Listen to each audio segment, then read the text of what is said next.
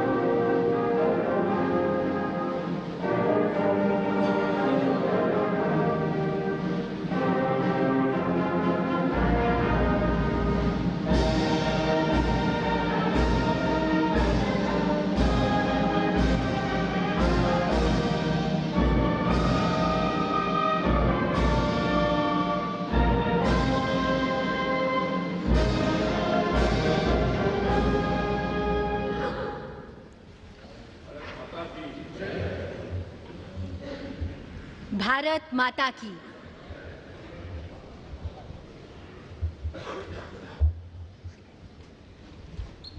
छब्बीस नवंबर 1949 ईस्वी मिति मार्गशीर्ष शुक्ल सप्तमी संवत 2006 विक्रमी को एतत् द्वारा संविधान को अंगीकृत, अधिनियमित और आत्मार्पित किया गया।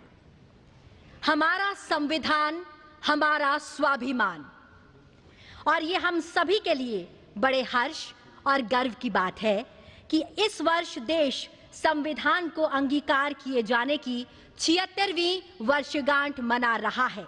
नमस्कार, आप सभी का, आप सभी माननीय विशिष्ट जनों का इस ऐतिहासिक केंद्रीय कक्ष में हार्दिक स्वागत, अभिनंदन एवं आप सभी को शत शत वंदन।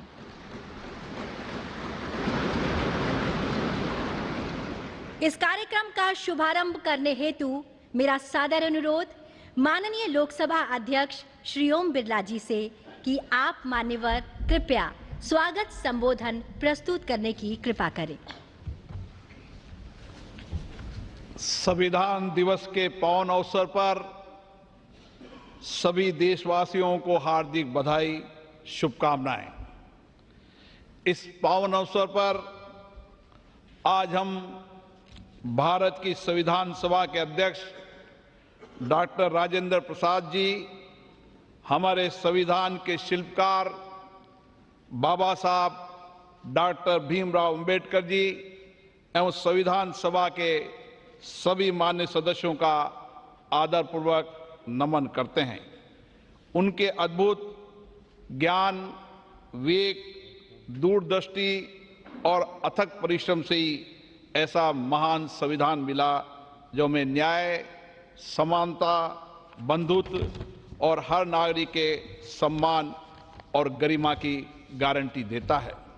इस अवसर पर पधारे हमारे माननीय राष्ट्रपति महोदय जी, माननीय उपराष्ट्रपति जी, माननीय प्रधानमंत्री जी, राज्यसभा में सदन के नेता, माननीय संसदीय कार्य मंत्री, राज्यसभा में सदन के प्रतिपक्ष नेता, लोकसभा में नेता प्रतिपक्ष, राज्यसभा के उपसभापति, माननीय मंत्रीगण, सभी दल के नेतागण, माननीय सदस्यगण, अतिथियों, आप सभी का इस ऐतिहासिक संविधान सदन में हार्दिक स्वागत, अभिनंदन। संविधान सभा का ये केंद्रीय कक्ष वो पवित्र स्थान है जहां गहन चर्चा, संवाद एवं विचार मंथन के बाद हमारे संविधान को आकार दिया गया। जनता की आकांक्षाओं को संवैधानिक प्रावधानों में लिपिबद्ध किया गया। संविधान के मार्गदर्शन में पिछले 7 दशक से अधिक के कालखंड में हमने नीतियों और कानून बनाए और सामाजिक न्याय और समावेशी विकास के लक्ष्य प्राप्त किए। हमने अपने संविधान के मार्गदर्शन में हमने सुशासन और सामाजिक आर्थिक विकास की एक परिवर्तनकारी यात्रा तय की है। भारत विश्व का सबसे जीवंत और सफल लोकतंत्र माना जाता है। हमारा संविधान का गौरव है और हमारे संविधान की प्रस्तावना में लिखित शब्द हम भारत के लोग, हमारी सामूहिक शक्ति, राष्ट्रीय एकता और जन कल्याण के लक्ष्य की सशक्त अभिव्यक्ति है। आज हम सभी का सामूहिक लक्ष्य है वर्ष 2047 तक भारत को विकसित राष्ट्र बनाने का, और ये लक्ष्य तभी पूर्ण होगा जब हम अपने जीवन में संविधान के मूल्यों और आदर्शों को अपनाएंगे। आइए आज इस पावन दिवस पर हम अपने इस संकल्प को दृढ़ करें कि संविधान के मूल्यों एवं आदर्शों को आत्मसात करेंगे और हमारा निर्णय राष्ट्र हित को सर्वोपरि होगा। अपने कर्तव्यों और दायित्वों को निभाते हुए आने वाली पीढ़ियों के लिए हम एक ऐसे भारत का निर्माण करेंगे जो विकास, न्याय, एकता, बंधुता और मानवीय गरिमा की मिसाल हो। और इसी भावना के साथ मैं सभी उपस्थित अतिथियों का धन्यवाद व्यक्त करता हूं। जय हिंद। बहुत बहुत धन्यवाद मान्यवर। And now I request honourable vice president of India and Chairman Rajya Sabha, Shri C.P. Radhakrishnan ji, to kindly address the distinguished gathering. தாயின் அன்பாய், தந்தையின் அறிவாய், குருவின் ஒளியாய், தாயாய், தந்தையாய், குருவாய், தெய்வமாய் நாம் அனுதினமும் வழிபடுகின்ற புனித பாரத அன்னையின் பொற்பாதங்களை முதற்கண் பணிந்து வணங்கி, I touch and salute the holy feet of Bharata Mata, the most powerful and the most merciful. Honorable President of India, Srimati Draupadi Murmu ji, Honorable Prime Minister of India, Sriman Narendra Modi ji, Honorable Speaker Lok Sabha, Sriman Om Birla ji, Honorable Union Ministers, Honorable Leaders of the Opposition of both houses, Honorable Deputy Chairman Rajya Sabha, distinguished members of Parliament, Bhai Begno, sabko namaskar. On this great day in 1949, our holy Constitution was adopted by the Constituent Assembly of Independent Bharat. I extend my warm greetings to all my beloved Bharatvasis. Since 2015, we have started observing 26th November as the Constitution Day every year, Samvidhan Divas. Now it has become the pride celebration of every Indian. Our great extraordinary leaders like Baba Saheb, Dr. Bhim Rao Ambedkar ji, Dr. Rajendra Prasad ji, Sri N. Gopalaswamy Iyengar, and Sri Alladi Krishnaswamy Iyer ji, Sri K.M. Munshi ji, Durga Bhai Deshmukh ji, and other great leaders made this Constitution in such a way, in its every page, we see the soul of our nation. Our Constitution was drafted, debated, and adopted by our outstanding tall leaders of Mother Bharat in the Constituent Assembly. It embodies the collective wisdom, sacrifice, and the dreams of millions of our countrymen who fought for freedom. The great scholars, drafting committee, and the members of the Constituent Assembly gave insightful thoughts to fulfill the hopes and aspirations of crores and crores of Indians. Their selfless contribution make Bharat as the largest democracy in the world today. Our Constitution was born out of intellect and lived experience, sacrifices, hopes, and aspirations. The soul of our Constitution has proved that Bharat is one and it will be one forever. In the recent years, by adopting pragmatic and saturation-first approach, we have been able to perform well on many development indicators. From nowhere, we are now the fourth largest economy of the world, and very soon we are going to be the third largest economy of the world. That is why the whole world is now looking at us. 25 crore brothers and sisters of India have been liberated from poverty in the last 10 years. This is a historical monument achievement never seen in the human history ever before. With the help of digital technologies, 100 crore people have been covered under various social security schemes. We have made the impossible possible. This year, we commemorated the 150th birth anniversaries of Sardar Vallabhbhai Patel ji, Bhagwan Birsa Munda ji, and also the 150th year celebrations of our patriotic national song, Vande Mataram. The pain and the sacrifice of our freedom fighters inspired us, and it will continue to inspire generations to come. The selfless struggle for independence fosters the spirit of patriotism, pride and loyalty in the young minds of India. The whole world is now celebrating democracy, but democracy is not a new concept to our Mother Bharat. History reveals that democracy has been existing in the places like Vaishali in the north, and the Chola rulers adopted Kudavolai in the south.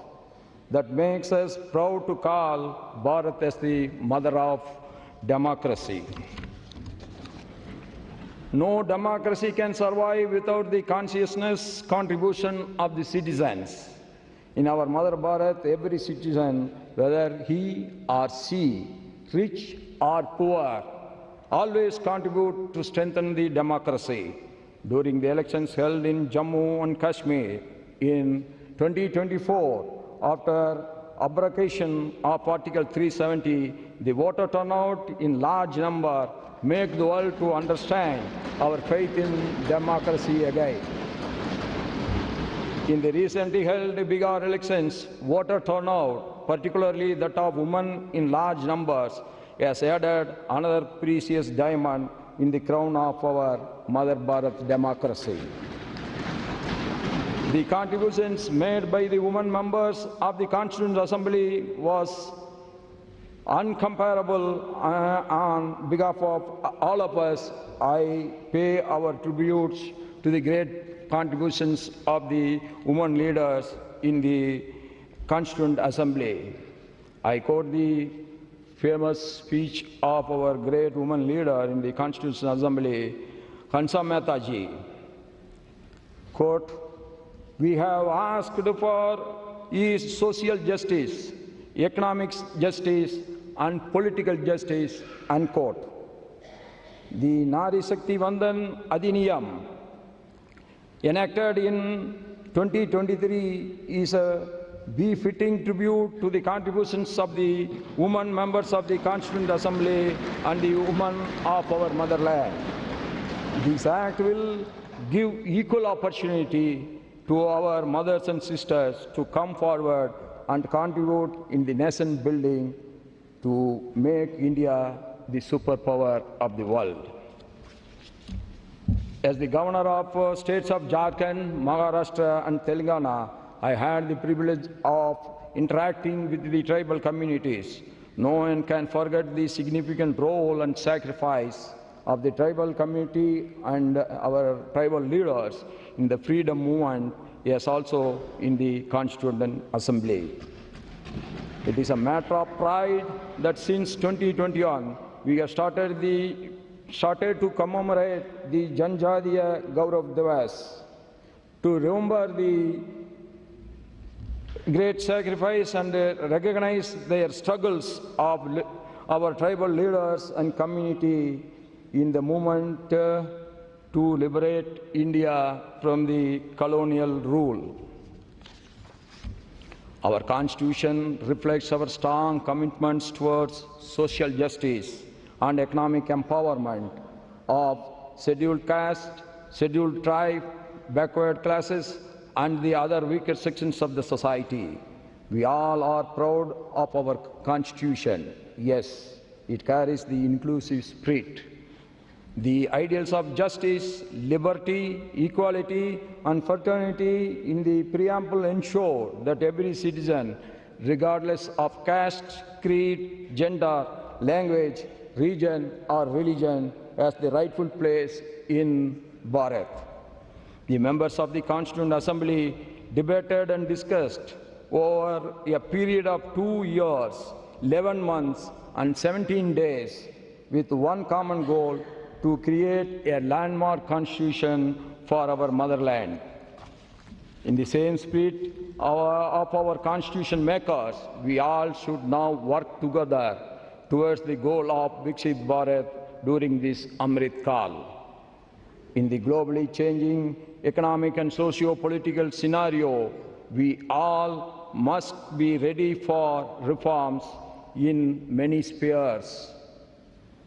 Electoral reforms, social reforms, judicial reforms, and financial reforms are very, very important. One nation, one tax, GST has added to the prosperity of the people and also ease of doing business. One nation, one tax, GST paved the way for removing complicated multi-tax system and also in removing the checkposts all over the country overnight. This proved that the government had a lot of faith in common man. Similarly, our Jandan Aadhaar mobile JAM have added to ease of living for crores of our Indian citizens. Direct benefit transfer, DBT, has ensured that the benefits reach the last citizen living in the remote corner of the country directly. No one is in between the government and the beneficiary. We all must use this modern science and technology with a constructive mind to achieve the ambitious goal of Viksit Bharat. No country can be made great just like that without the contribution of the people. We all have to perform our respective roles with duty consciousness. As people's representatives, it is our prime duty, be in the parliament or in the state legislators or in the local bodies, to adopt dialogue, debate, and discussion to serve the people's rightful aspirations. The greatest tribute to our magnificent Constitution on this day is to pledge ourselves to live up to the values of the Constitution. Jai Hind, long live Mother Bharat.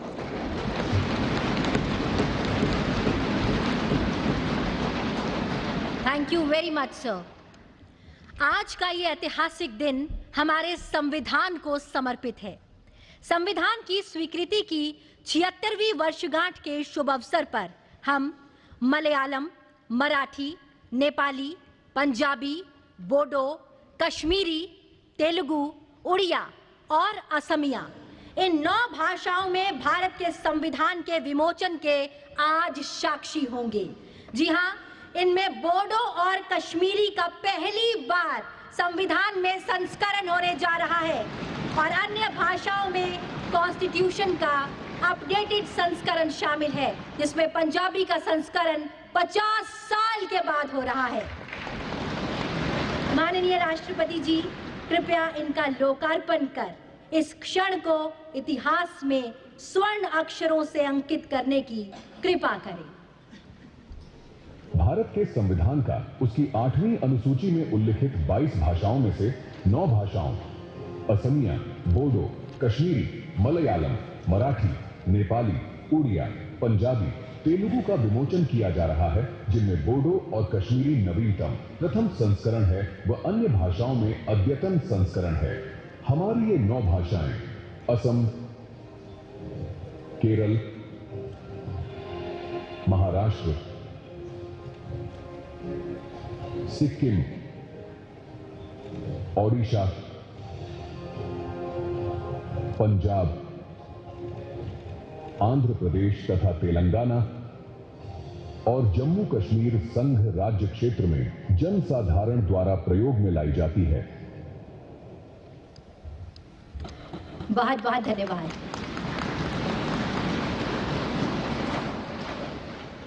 संविधान में अंकित चित्रों से भारत का अंतर्मन झांकता है।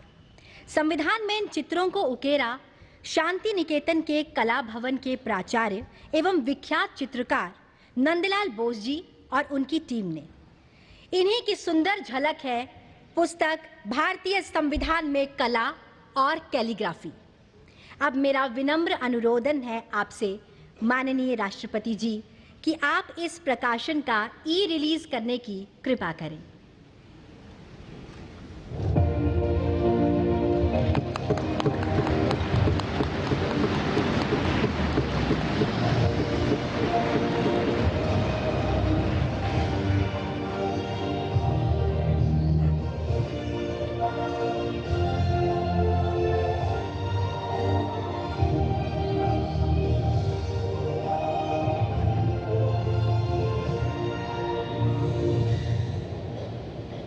बहुत बहुत धन्यवाद। अब माननीय राष्ट्रपति जी, आपसे विनम्र अनुरोध है कि आप अपने ज्ञानवर्धक शब्दों से हम सभी का मार्ग प्रशस्त करने की कृपा करें।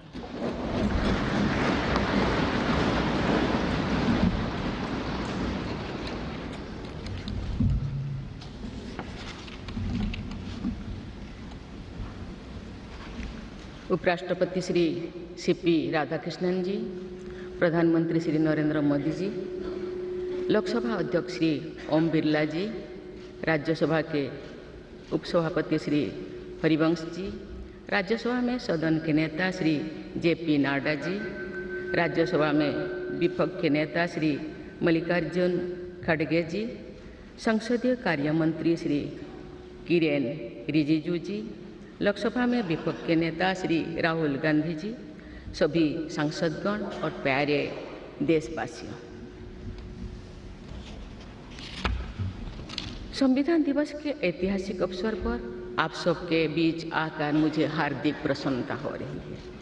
आज ही के दिन 26 नवंबर 1949 को संविधान सदन के इसी के केंद्रीय कक्ष में संविधान सभा के सदस्यों ने भारत के संविधान के निर्माण का कार्य संपन्न किया था। आज ही के दिन उस वर्ष हम भारत के लोगों ने अपने संविधान को अपनाया था। स्वाधीनता के बाद संविधान सभा ने भारत की अंतरिम संसद के रूप में भी कर्तव्य निर्वहन किया। प्रारूप समिति के अध्यक्ष बाबा साहेब डॉक्टर भीमराव अंबेडकर हमारे संविधान के प्रमुख निर्माताओं में से थे। बाबा साहेब की 125वीं जयंती के वर्ष में यानी सन 2015 में 26 नवंबर को प्रतिवर्ष संविधान दिवस के रूप में मनाने का निर्णय लिया गया और निर्णय अत्यंत सार्थक सिद्ध हुआ है। आज के दिन पूरा देश भारतीय लोकतंत्र के आधार हमारे संविधान के प्रति तथा उसके निर्माताओं के प्रति आदर व्यक्त करता है। हम भारत के लोग अपने संविधान के प्रति व्यक्तिगत और सामूहिक स्तर पर आस्था व्यक्त करते हैं। अनेक योजनाओं के माध्यम से देशवासियों को, विशेषकर युवा वर्गों को संवैधानिक आदर्शों से अवगत कराया जाता है। संविधान दिवस से मनाने की परंपरा का शुभारंभ करने और उसे निरंतरता प्रदान करने की जितना भी प्रशंसा की जाए और कम।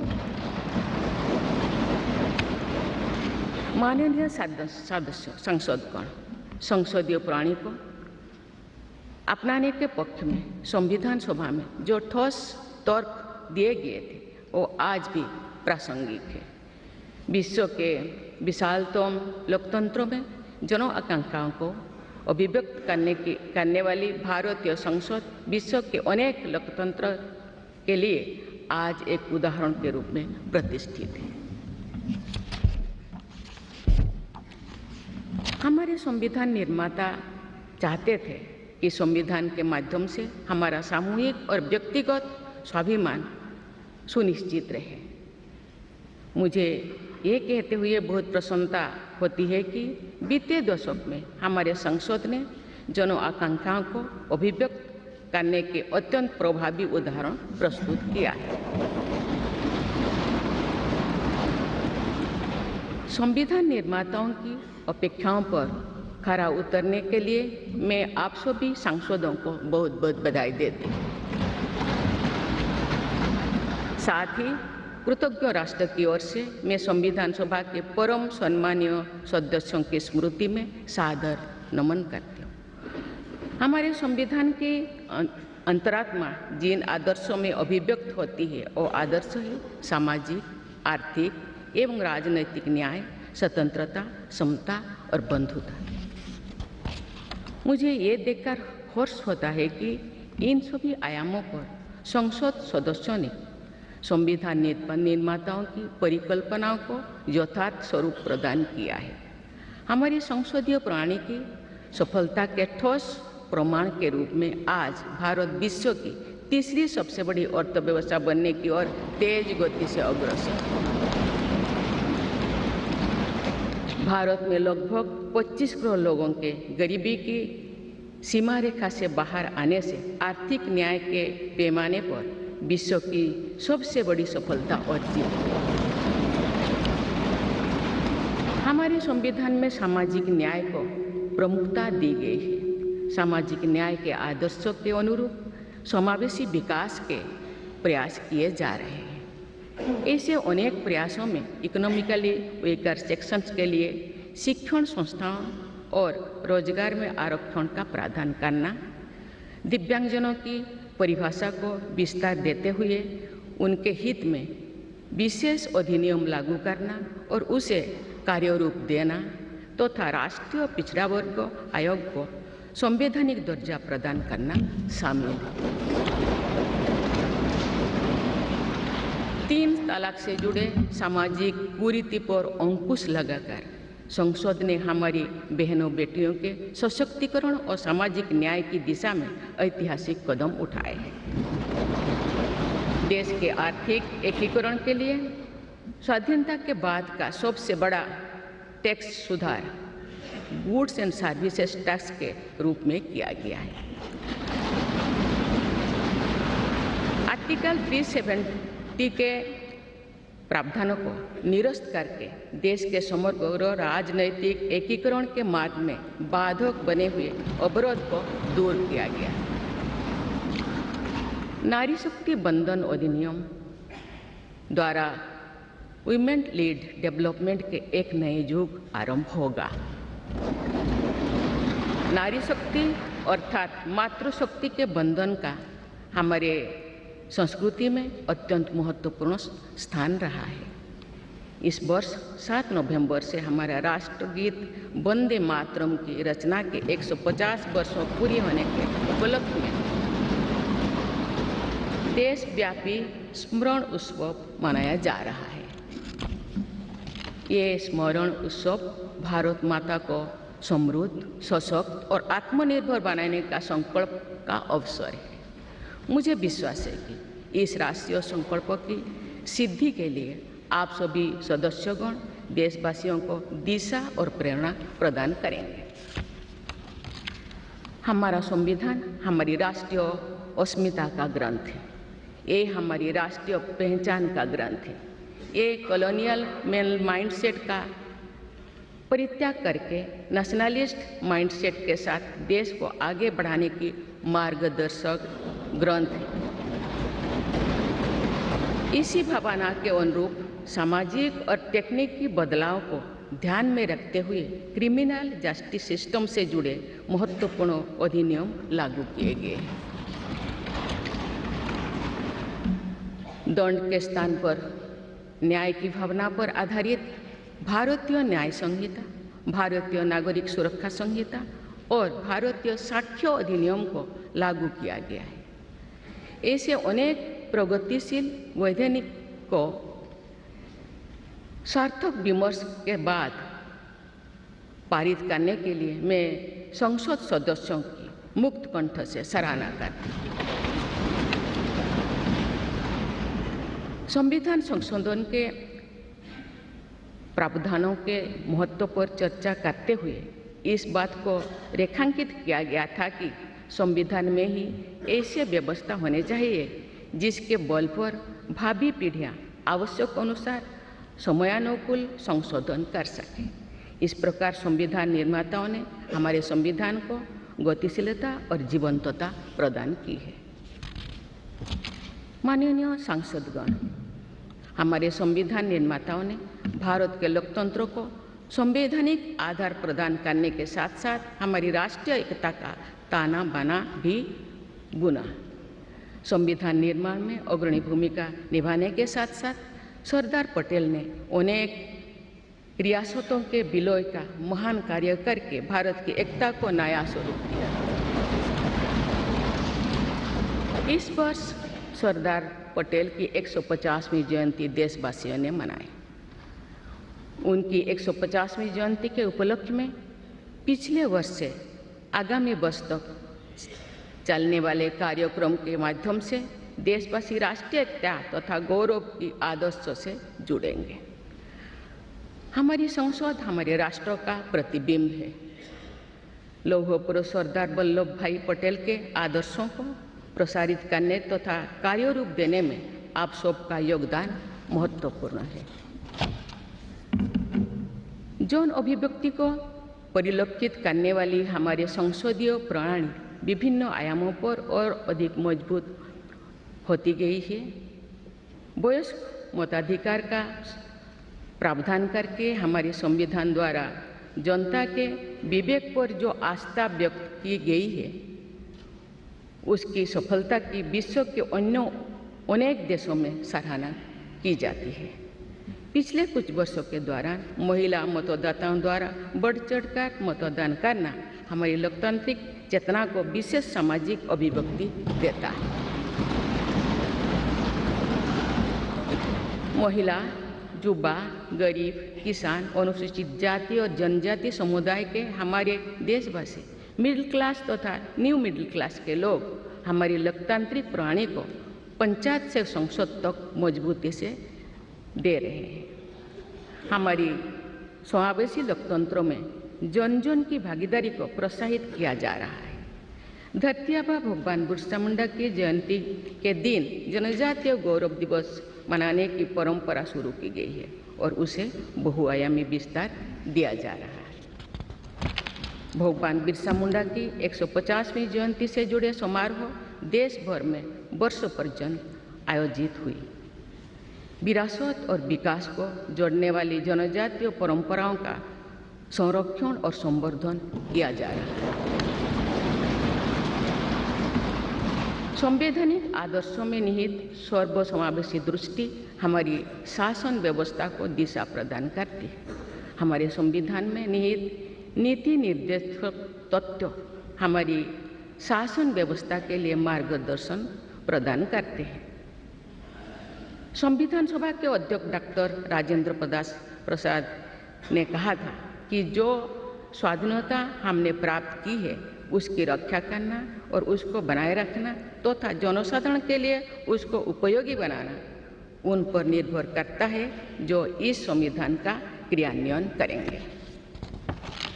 ये प्रसन्नता का बात है कि हमारी संसद ने डॉक्टर राजेंद्र प्रसाद जी के अपेक्षा के अनुरूप राष्ट्रहित में कार्य किया है तथा जन सामान्यों के जीवन को बेहतर बनाने के लिए निरंतर प्रयास किए हैं। अंत्योदय की इसी दृष्टि के साथ आधुनिक विकास का समन्वय करके भारत विश्व समुदाय के सम्मुख विकास का एक नया मॉडल प्रस्तुत कर रहा है। विश्व स्तरीय इंफ्रास्ट्रक्चर के विकास से लेकर जन कल्याण की सुविधाओं को 100% लाभार्थियों तक पहुंचाने के प्रयास हमारी राष्ट्रीय प्रगति को अतुलनीय विस्तार देते हैं। संवैधानिक व्यवस्था के अनुसार आगे बढ़ते हुए हमारे देश की कार्यपालिका, विधायिका और न्यायपालिका ने देश के विकास और देशवासियों के जीवन को संबल प्रदान किया है। संसद के दोनों सदनों के सदस्यों ने हमारे देश को आगे बढ़ाने के साथ साथ गहन राजनीतिक चिंतन की स्वस्थ परंपरा विकसित की है। आने वाली कालखंड में जो विभिन्न लोकतंत्रों और संविधानों का तुलनात्मक अध्ययन किया जाएगा तो भारतीय लोकतंत्र और संविधान का विवरण स्वर्णाक्षर में किया जाएगा। आप सभी सदस्यगण हमारे संविधान और लोकतंत्र की इस गौरवशाली परंपरा के संवाहक भी है, निर्माता भी है और साक्षी भी है।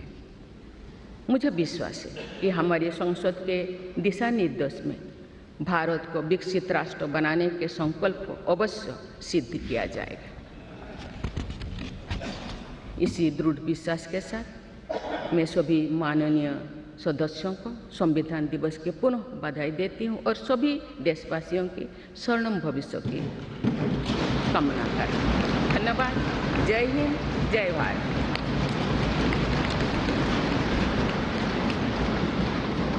बहुत बहुत धन्यवाद माननीय राष्ट्रपति जी।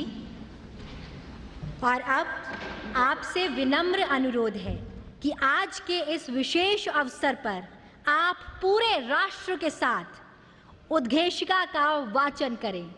Now we all will read the preamble led by honourable president ma'am.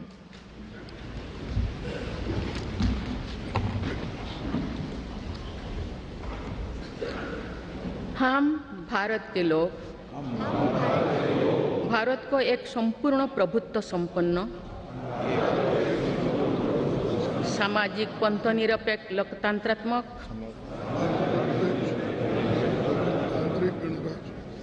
गणराज्य बनाने के लिए तथा उसके समस्त नागरिकों को सामाजिक, आर्थिक और राजनैतिक न्याय, विचार, अभिव्यक्ति, विश्वास, धर्म और उपासना की स्वतंत्रता, प्रतिष्ठा और अवसर की समता प्राप्त कराने के लिए तथा उन सब में व्यक्ति की गरिमा और राष्ट्र की एकता और अखंडता सुनिश्चित करने वाली बंधुता बढ़ाने के लिए दृढ़ संकल्प होकर अपनी इस संविधान सभा में आज तारीख 26 नवंबर 1949 ईस्वी को एतद द्वारा इस संविधान को अंगीकृत, अधिनियमित और आत्मार्पित करते हैं।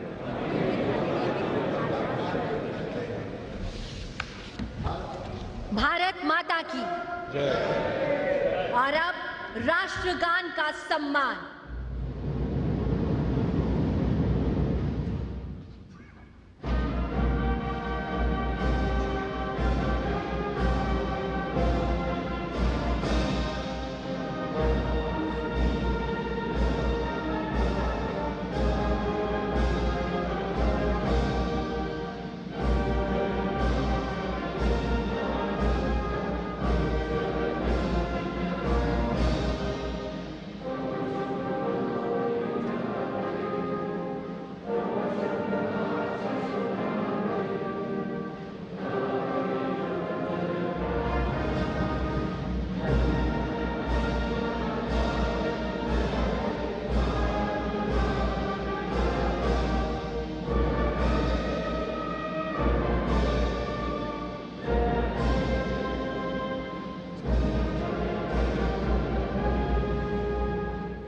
भारत माता की जय।